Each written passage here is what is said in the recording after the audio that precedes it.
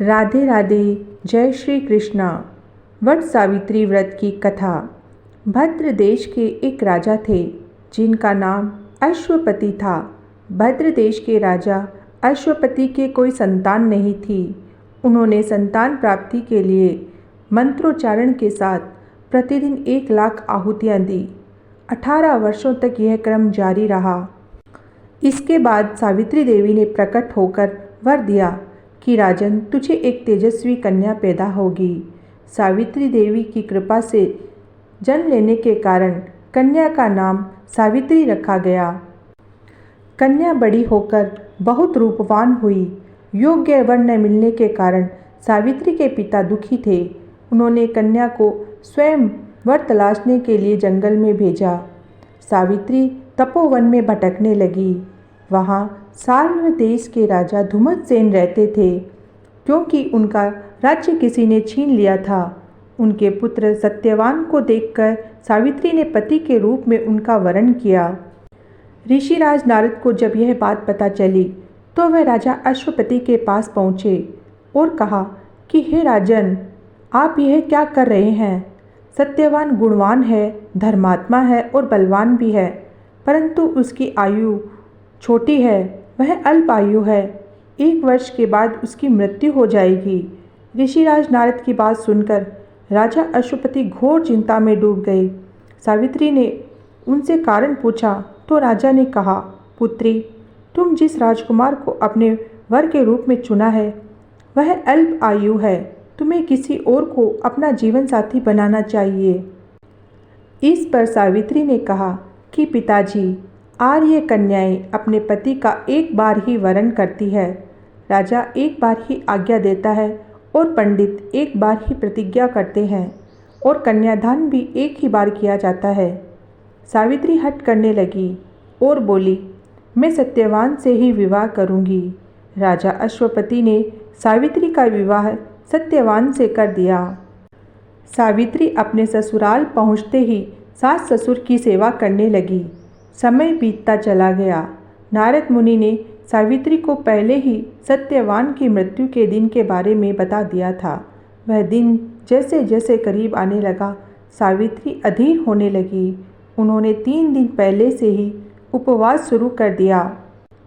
नारद मुनि द्वारा कथित निश्चित तिथि पर पितरों का पूजन किया। हर दिन की तरह सत्यवान उस दिन भी लकड़ी काटने जंगल चले गए। साथ में सावित्री भी गई। जंगल में पहुंचकर सत्यवान लकड़ी काटने के लिए एक पेड़ पर चढ़ गए। तभी उनके सिर में तेज दर्द होने लगा। दर्द से व्याकुल होकर पेड़ से नीचे उतर गए।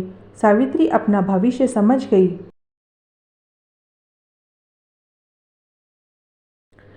सत्यवान के सिर को गोद में रखकर सावित्री सत्यवान का सिर सहलाने लगी। तभी यमराज वहां आते दिखे। यमराज अपने साथ सत्यवान को ले जाने लगे। सावित्री भी उनके पीछे पीछे चल पड़ी। यमराज ने सावित्री को समझाने की कोशिश की कि यही विधि का विधान है, लेकिन सावित्री नहीं मानी। सावित्री की निष्ठा और पतिपरायणता को देखकर यमराज ने सावित्री से कहा कि हे देवी, तुम धन्य हो, तुम मुझसे कोई भी वरदान मांगो। सावित्री ने कहा कि मेरे सास ससुर बनवासी और अंधे हैं, उन्हें आप दिव्य ज्योति प्रदान करें। यमराज ने कहा, ऐसा ही होगा, जाओ अब लौट जाओ। लेकिन सावित्री अपने पति सत्यवान के पीछे पीछे चलती रही। यमराज ने कहा, देवी, तुम वापस जाओ। सावित्री ने कहा, भगवान, मुझे अपने पतिदेव के पीछे पीछे चलने में कोई परेशानी नहीं है। पति के पीछे चलना मेरा कर्तव्य है। यह सुनकर उन्होंने फिर से उसे एक और वर मांगने के लिए कहा। सावित्री बोली, हमारे ससुर का राज्य छिन गया है, उसे पुनः वापस दिला दे।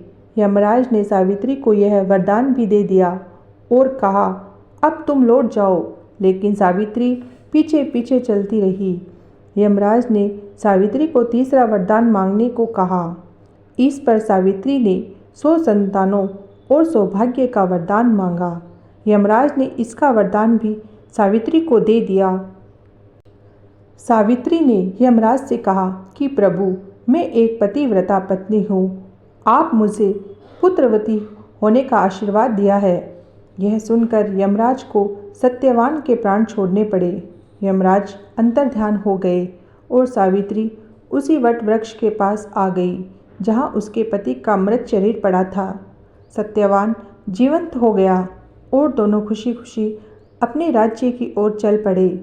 दोनों जब घर पहुँचे तो देखा कि माता पिता को दिव्य ज्योति प्राप्त हो गई है। इस प्रकार सावित्री और सत्यवान चिरकाल तक राज्य सुख भोगते रहे।